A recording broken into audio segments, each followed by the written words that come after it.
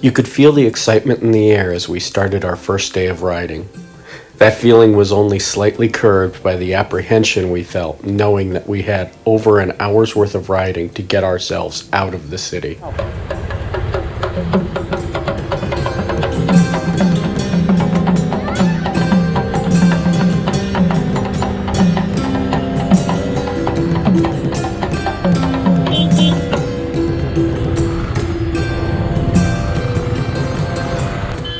Riding in city traffic in India is a dangerous game of scooter Tetris.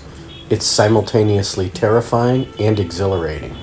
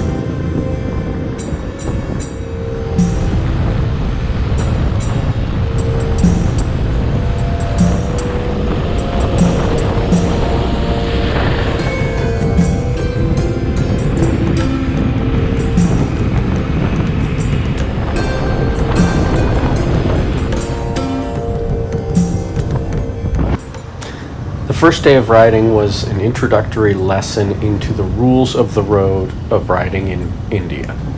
Lesson number 1 is there aren't any rules. Lesson number 2 is sometimes there isn't a road.